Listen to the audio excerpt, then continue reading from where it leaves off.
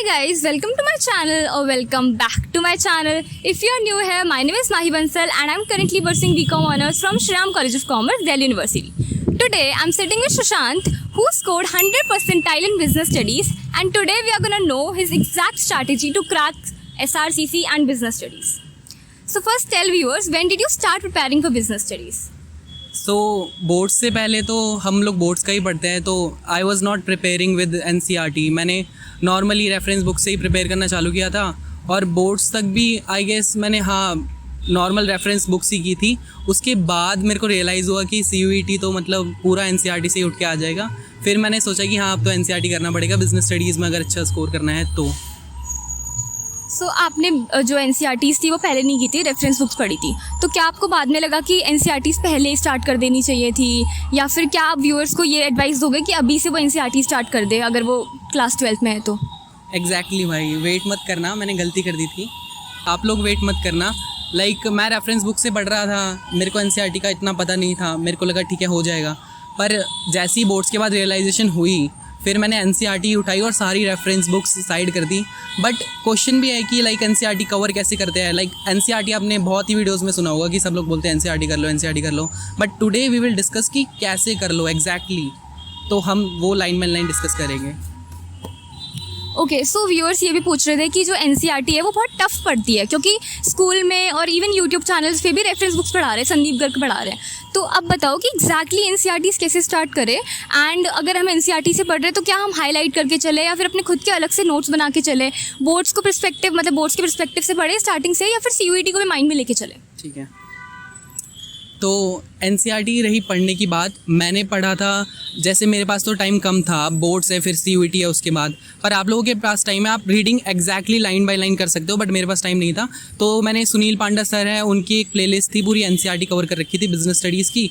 तो मैंने क्या किया, मैं बुक खोलता था, वो NCERT लेता था और वीडियो सामने लगाता था और हाईलाइटर लेके, जैसे वो sir exactly line by line कराते थे उसको, मतलब जो भी इंपॉर्टेंट लाइन है वो उस वीडियो में PPT पे लिख ही देते थे. तो मैं वही लाइन वही NCERT से हाईलाइट कर लेता था. ऐसे करके मैंने एक चैप्टर करके कवर किया.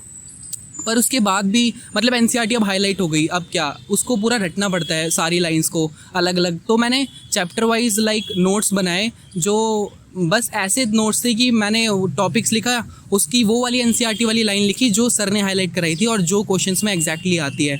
जैसे मैंने चैप्टर 1 स्टार्ट किया, मैनेजमेंट के बारे में लिखा, फिर कोऑर्डिनेशन के बारे में लिखा, कोऑर्डिनेशन की वो 2-3 लाइन लिखी जो मैंने NCERT में हाईलाइट कर रखी है. इस तरीके से हर एक चैप्टर के मैंने नोट्स बनाए और वो नोट्स मेरे पास अभी भी हैं. हम लोग उसकी फ़ोटो वगैरह वीडियो में लगा देंगे, आप लोग वहाँ से देख लेना. एग्जैक्टली ऐसे नोट्स बनाए.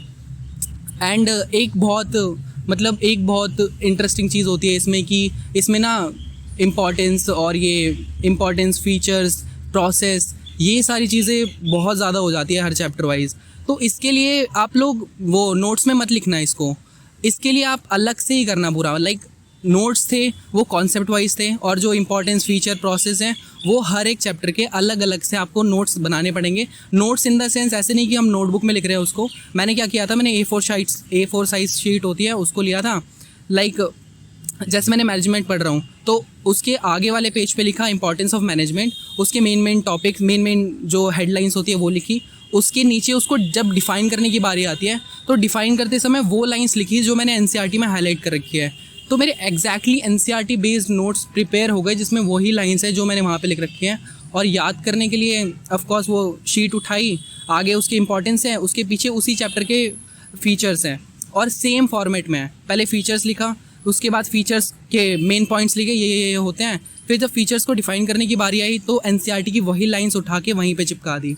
अपने आप से एक्सप्लेनेशन नहीं दी. जिसकी पता है कि अपने आप से हो जाएगा उसको मैंने डिफ़ाइन ही नहीं किया, ताकि स्पेस भी बच जाए और ऐसे ना लगे कि बहुत ज़्यादा लिख रखा है. तो यही था. तो आपके नोट्स की स्ट्रैटेजी तो बहुत अच्छी है. तो क्या व्यूअर्स आपको पर्सनली कनेक्ट कर सकता है इंस्टाग्राम वगैरह पे, जिसमें आप अपने नोट्स दे सको उनको, या फिर उनको और भी स्ट्रैटेजीज वगैरह बता सको, या फिर कोई ट्यूशन टाइप अगर आपको देना है तो वो दे सको? एग्जैक्टली भाई, ऐसे मैंने बस वीडियो में बोल दिया है, ऐसे आपको एग्जैक्टली पता नहीं लगेगा कैसे बनाने हैं. थोड़ा आइडिया लग जाएगा. वैसे तो हम लोग फ़ोटोज़ भी लगा देंगे, मेरे पास अभी भी नोट्स पड़े हैं, और मैं अपना इंस्टा हैंडल भी दे दूँगा और मे बी नंबर भी, जहाँ पे आप लोग मेरे से कनेक्ट करके मैं उसके नोट्स के PDF आपको भेज दूंगा कि ऐसे ऐसे बनाने हैं। अगर आपको मन करे तो वैसे ही बना लेना, अगर वरना अभी आपके पास तो टाइम है तो NCERT पढ़ना और पूरा वही प्रोसेस स्टार्टिंग से फॉलो करना। Okay, so when did you actually start preparing for CUET? जब 12th स्टार्ट होती है तब SRCC का थोड़ा थोड़ा पता था, और लाइक मिड टर्म तक आ गए थे हम लोग, और मैं PW से ही पढ़ रहा था। लाइक थोड़ा थोड़ा पढ़ लिया, थोड़ा नहीं पढ़ा कभी। पर जब सितंबर अक्टूबर आ गया तब मेरे को रियलाइज़ हुआ कि नहीं ऐसे तो नहीं होने वाला बिल्कुल भी। तो एग्जैक्टली मैं बताऊँ तो सितंबर के टाइम पे जब मिड टर्म के बाद, तब मैंने सोचा कि नहीं अब ऐसे नहीं होगा। तो मैंने एक लाइब्रेरी ज्वाइन करी, लाइक वो स्कूल, फिर स्कूल से घर आके फिर मैं लाइब्रेरी जाता था। शाम तक की थी वो, 8-9 बजे तक की। तो मैंने एग्जैक्टली अक्टूबर से या सितंबर के एंड से वहाँ से चालू किया कि अब तो भाई स्टार्टिंग से प्रिपेयर करना पड़ेगा सब कुछ अच्छे से। और मैंने तभी लाइक इंस्टा, स्नैपचैट सब डिलीट कर दिया कि अब तो पढ़ ही लेते हैं अच्छे से। तो इतना टाइम भाई लगता है, तुम लोग भी अभी से कर रहे हो, अभी कुछ भी नहीं किया है तो यू हैव टाइम, बट इतना नहीं कि लाइक तुम बाद में भी कभी भी कर लोगे। यही समय है कि अभी तुम्हें अच्छे से करना ही पड़ेगा, यहीं से स्टार्ट करना पड़ेगा। So when you started preparing for CUET, how did your day exactly look like? अच्छा, लाइक बोर्ड्स के बाद तो छुट्टियाँ ही रहती है, घर पे ही रहते हैं। बोर्ड्स के बाद हाँ 2-3 दिन मैंने डिसाइड किया कि लाइक कैसे पढ़ना है, कहाँ से पढ़ना है। जब ये चीज़ें डिसाइड हो गई तो एज आई सेड कि मेरी लाइब्रेरी थी वो तब हाफ डे की थी क्योंकि मेरे स्कूल होते थे, पर फिर मैंने फुल डे की लाइब्रेरी ले ली थी। और मैं सीरियसली सुबह 8 बजे उठता था और लंच पैक करके और फिर मैं लाइब्रेरी चले जाता था, और मैं शाम को 8 बजे आता था। इसका मतलब ये नहीं है कि मैं सुबह से 8 और 8 लाइब्रेरी में पढ़ ही रहा हूँ, लाइक पढ़ता था हाँ। फिर कभी लाइब्रेरी का टेरेस था वहाँ चला गया, तो लाइक गैप्स थे। बट हाँ तब मतलब स्केड्यूल ऐसे हो गया था कि बस पढ़ाई ही है जीवन में, 1 महीना तो पूरा घिस ही देना है। क्योंकि टू बी रियल मैं वैसा स्टूडेंट नहीं था स्टार्टिंग से जो 97-98 टाइप था। मैंने 11th में भी 87 समथिंग स्कोर करा था। तो exactly what I am saying is कि जब मैंने को अक्टूबर में रियलाइज़ हुआ कि लाइक वहाँ तो क्रीमी लेयर्स वाले बच्चे जाते हैं, तो आपको भी ट्रांसफॉर्मेशन करनी पड़ेगी, इसलिए मेरे को ज़्यादा एफर्ट्स करने पड़े। इसलिए मैं जो बता रहा हूँ कि मेरे को सुबह उठने से फिर मैं शाम तक लाइब्रेरी में रहता था। हो सकता है कोई ऐसा नहीं करता हो क्योंकि उसने बोर्ड में अच्छे से पढ़ा हो, या फिर वो स्टार्टिंग से ही 95 से ज़्यादा वाला बच्चा हो, पर मैं वैसा नहीं था और आप वैसे नहीं हो, तो इतने एफर्ट्स देने ही पड़ेंगे। ओके, सो यू सेड कि आपके 11th में 87 आए थे, तो ऑडियंस भी ये क्वेश्चन बहुत पूछती है कि क्या एवरेज स्टूडेंट कर सकता है? अगर अभी से कोई स्टार्ट करे तो क्या वो कर सकता है? सच में बोलूँ तो कर सकता है। लाइक आपके 80 भी आ रहे हैं ना, 80 से पार आए थे 11th में, ठीक है आप एक पोजीशन में हो। नहीं भी आए तो वो आपका डिसीजन है कि आप और भी एफर्ट कर सकते हो या नहीं। पर लाइक आप 80-85 वाले हो तो भाई मैंने किया है, आप भी कर सकते हो। बट ऐसा नहीं कि हमें सेम एफर्ट लगाने पड़ेंगे। ये जो 85 और 95 वाला गैप होता है ना, ये 10% का होता है, बट इसमें एफर्ट्स का बहुत ज़्यादा गैप होता है क्योंकि उस बच्चे ने वो क्वेश्चन अटैम्प्ट किए हैं, वो क्वेश्चन सही किए हैं जो 85 वाला नहीं कर पाया। तो एफर्ट्स बहुत ज़्यादा देने पड़ेंगे अगर आप एवरेज हो, पर ऐसा नहीं कि हो ही नहीं पाएगा। ओके, सो आप ये बताओ कि एग्जैक्ट रोड मैप क्या होना चाहिए अगर कोई अभी देख रहा है वीडियो को अगस्त में, सो अगस्त से कैसे स्टार्ट करे बिजनेस स्टडीज़ को कि बिल्कुल 250 और 250 ही आ जाए? अच्छा, अभी आप लोग वीडियो देख रहे हो तो जैसे मैंने प्लेलिस्ट बताई सुनील पांडा सर की, आप लोग NCERT खरीदो। कुछ भी नहीं पढ़ा है ना BST में, तब भी हो जाएगा BST। कुछ भी नहीं पढ़ा है तब भी स्कूल में चल रहा होगा, चलने दो, जैसे भी चल रहा है। वो प्लेलिस्ट पकड़ो, बहुत 1-1 घंटे की वीडियोज़ है एक चैप्टर्स की। वो प्लेलिस्ट में सर जैसे जैसे बता रहे हैं NCERT को वैसे वैसे पढ़ते पढ़ते हाईलाइट करते चलो। लाइक तुम 3 दिन में भी एक चैप्टर कर रहे हो तब भी वो इनफ है भाई। मतलब NCERT मैं बस कवर करने की बात कर रहा हूँ, बस हाईलाइट करने की बात कर रहा हूँ। फिर उसके बाद आप नोट्स मेकिंग करोगे तो इसमें तो और टाइम लगेगा। इसलिए अभी 1 महीने में ही तुम ये सब कर सकते हो। लाइक 12-13 वीडियोज़ हैं, वो देख लो और फिर उसको हाईलाइट कर लो। बाकी अगर आप कहीं और सोर्स से कर रहे हो वो अलग बात है, पर हाईलाइट करने के बाद हाँ उसको रीडिंग करना, बार बार फिर रीडिंग करना, क्योंकि फिर टाइम आपके पास बचेगा। क्योंकि हाईलाइट करने से पूरी याद नहीं होगी और आपको सीरियसली पूरी रटनी पड़ेगी वहाँ तक 250 करने के लिए। तो नोट मेकिंग भी करनी है, तो अभी बस इतना ही करो कि लाइक 1 महीना वीडियो उठाई, हाईलाइटर उठाया, बुक उठाई और पढ़ते पढ़ते करना चालू किया। फिर उसके बाद धीरे धीरे नोट मेकिंग और याद करना, रटना, ये सब।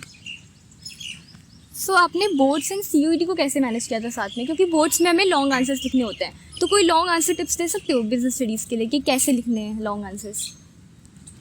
मैंने बिजनेस स्टडीज़ में बोर्ड्स में स्कोर किया था 100 में से 92। और क्योंकि मैं वैसा इंसान नहीं था जो ऐसे लिख सकता है बहुत लॉन्ग आंसर टाइप, इसलिए जहाँ तक मेरे को पता है कि भाई लॉजिकली लिखोगे और वही की पॉइंट्स उठा के लिखोगे, उससे पहले आपको रटने पड़ेंगे वो ऑफ कोर्स। वो नोट मेकिंग से नोट्स भी ऐसे होने चाहिए कि लाइक खुलते ही आपके ब्रेन में आ जाए कि हाँ क्या क्या लिखा था, वही पॉइंट्स लिख दो, उसको एक्सप्लेन कर दो। बहुत सजा वजा के नहीं लिखना, बस हाँ वो पॉइंट्स लिखोगे, राइटिंग दिखने लायक होगी तो मार्क्स मिल जाएंगे। सो इससे एक चीज़ तो क्लियर है कि आपके नोट्स तो बहुत हेल्पफुल होने वाले हैं सबके लिए। ओके, अब बताओ कि लाइक आपका कैसा एक्सपीरियंस है, सो फार सो गुड, लाइक SRCC में एक्सपेक्टेशंस, रियलिटी, पहले कैसा लगता था, पेरेंट्स का क्या रिएक्शन था, सब कुछ। तो आप लोग भी ऐसे देख रहे हो, मैं भी अगस्त सितंबर अक्टूबर के टाइम पे पढ़ाई करता था, फिर जब लंच करने जाता था तब मैं भी ऐसी कोई वीडियो खोल लेता था जिसमें स्टैचू लॉन में लोग बैठ के बात कर रहे हैं कि कैसे प्रिपेयर करें।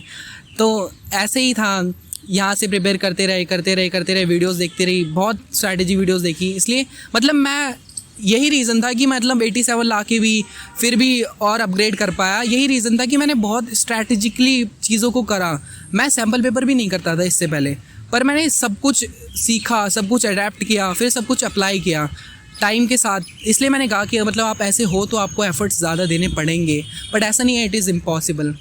मैं ऐसी वीडियोस देखता था और अभी अनरियल सा भी लग रहा है कि मैं यहीं पे क्लॉक टावर के साइड में ही बैठ के हम लोग शूट कर रहे हैं और मैं बता रहा हूँ सीरियसली कि मैंने कैसे प्रिपेयर किया। हाँ, और जब SRCC हो गया था, लाइक जब मैं पेपर दे के आया था तब लग रहा था कि हो सकता है, नहीं हो सकता है, फिर जब हो गया था फिर अनरियल सा लगा। अभी भी मेरे को लगता है कभी कभी। और हाँ, SRCC बहुत अच्छा है। अभी हम लोग इतना बड़ा जजमेंट नहीं दे सकते हैं, अभी फर्स्ट सेमेस्टर लगेगा, उसके लिए 5-7 दिन हमें हुए हैं, अभी टाइम लगेगा हमें जजमेंट देने के लिए। बट आप आर्किटेक्ट की बात करो, आप फैसिलिटीज़ की बात करो, आप लोगों की बात करो, वो तो ऑलवेज ऑन द टॉप है DU में, जहाँ पे भी मिलेगा आपको उससे ज़्यादा। ओके, सो अभी से कोई अगर स्टार्ट कर रहा है तो कौन से रिसोर्सेज होने चाहिए, या फिर कोई बैच अगर आप सजेस्ट कर सकते हो, यूट्यूब चैनल्स एंड समथिंग? देखो, बोर्ड्स के लिए इतना स्पेसिफिकली नहीं है, बोर्ड्स आप मैनेज कर सकते हो, लाइक इसके साथ साथ यूट्यूब से कर लो। सुनील पांडा सर है, वो गोटेड सर है, वो वहीं से करना, उनकी प्लेलिस्ट होती है। वो हर साल मतलब वीडियोस लेके आते हैं, हर साल स्टार्टिंग से प्रिपरेशन कराते हैं, वो करते चलना। बट मैं बोलूँगा आपको कि जब बोर्ड्स ख़त्म हो जाते हैं ना, तब भी CUET और बोर्ड्स में बहुत ज़्यादा अंतर रहता है। तो उसके बाद सर भी, SPCC वाले सर एक बैच लॉन्च करते हैं, ये प्रमोशन नहीं है, मैं सीरियसली बता रहा हूँ, वो बैच बहुत हेल्पफुल था।